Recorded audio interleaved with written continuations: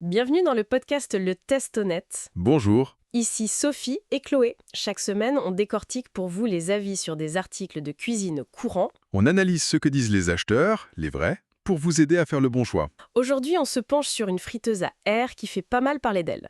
La Philips Airfryer L-Series 5000, le modèle HD 825590 précisément. Ah oui, les airfryers, c'est un sujet chaud. Exactement.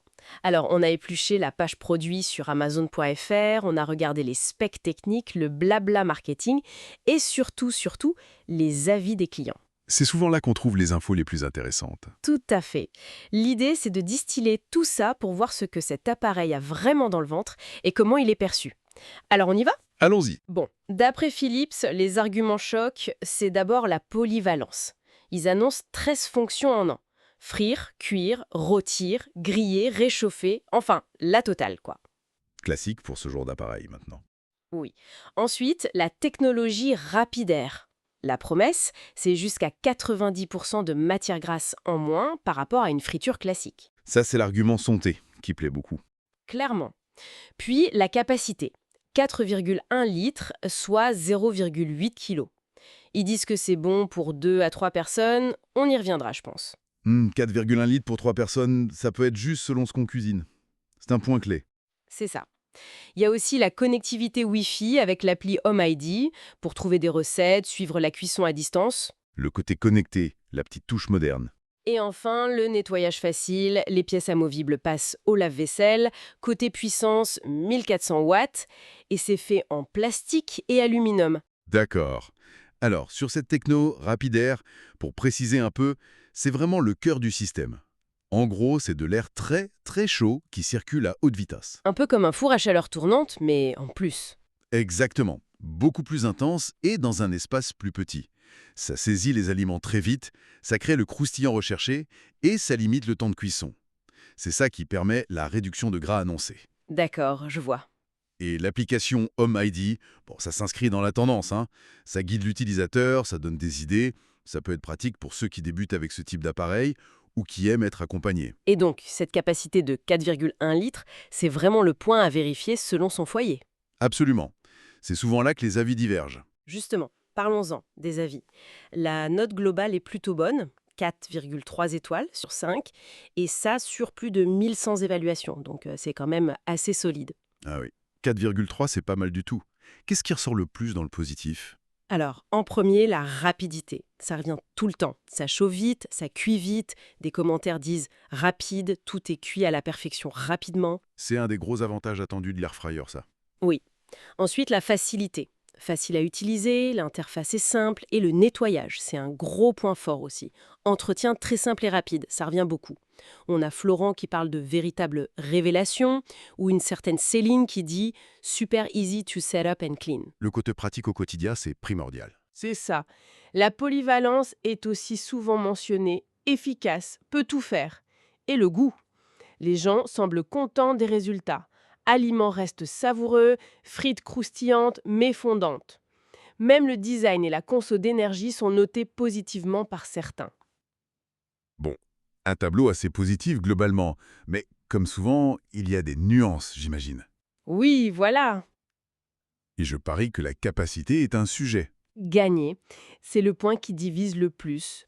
Beaucoup disent très bien pour 2 personnes, idéal pour au grand max 2 personnes, donc pour un couple ou une personne seule, ça a l'air parfait.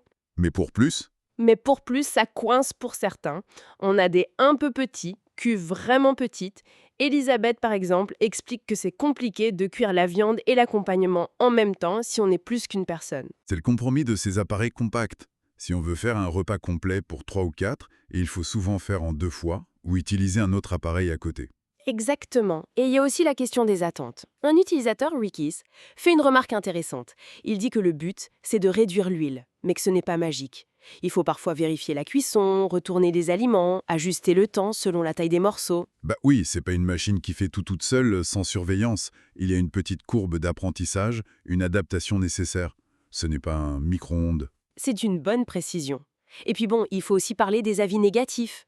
Ils sont minoritaires, 7% de une étoile, mais ils existent. Oui, toujours intéressant de voir pourquoi ça n'a pas marché pour certains. On a l'avis d'Isma, qui a mis une étoile.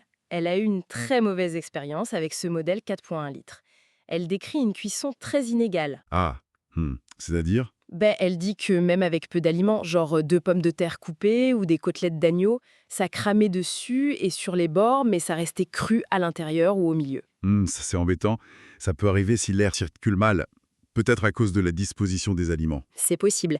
Elle parle aussi d'une odeur de plastique ou de chaud assez désagréable pendant et même après la cuisson, qui restait dans la cuisine. L'odeur, ça peut arriver sur les premières utilisations parfois.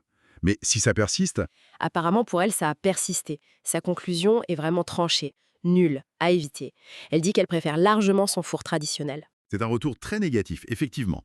C'est important de le mentionner, même s'il semble aller à l'encontre de la majorité des avis. Ça montre que l'expérience peut vraiment varier. Tout à fait. Ça reste une expérience spécifique. Oui, et ça soulève peut-être une question sur l'homogénéité de la cuisson dans ces petits volumes. Le moindre défaut de conception ou une mauvaise utilisation peut sans doute avoir des conséquences plus visibles que dans un grand four. C'est une bonne remarque. Bon, si on essaie de synthétiser tout ça, qu'est-ce qu'on retient principalement? Eh bien, Pour moi, ça donne l'image d'un appareil qui globalement plaît et tient ses promesses principales. Cuisiner plus sainement, plus rapidement et plus facilement. Surtout pour une ou deux personnes. oui, je suis d'accord. La rapidité et la facilité reviennent vraiment comme les gros points forts. La connectivité, c'est un plus apprécié, dans l'air du temps. Mais les points de friction, c'est clairement la capacité qui est jugée juste, voire insuffisante, dès qu'on dépasse deux convives. Voilà, et aussi des résultats de cuisson qui, même s'ils sont souvent très bons, peuvent parfois être décevants ou demander des ajustements, comme le montre l'avis d'Isma ou la remarque de deux. C'est ça. Ce n'est pas une solution miracle universelle. Il faut voir si ça correspond à ses besoins et à sa façon de cuisiner. Donc, en résumé, un air fryer connecté, populaire, rapide, facile pour les petits foyers, moins gras. Majoritairement apprécié, mais attention à la capacité et aux possibles aléas de cuisson. Exactement. Et ça m'amène à une réflexion finale peut-être. Au-delà des caractéristiques et des avis, la question de fond c'est dans quelle mesure un appareil comme ça change vraiment nos habitudes en cuisine au quotidien? Ah, intéressant. Est-ce que c'est une petite révolution pour tout le monde ou est-ce que ça reste un gadget très utile certes, mais surtout pour certains plats spécifiques ou pour certains profils d'utilisateurs? Par exemple, ceux qui mangent souvent seuls ou à deux ou qui veulent juste faire des frites plus saines de temps en temps. Voilà, matière à réflexion. Une très bonne question pour conclure. Vous venez d'écouter un épisode du podcast Le Test Honnête. Nous vous aidons à prendre des décisions éclairées, une critique de produits à la fois. À la prochaine fois.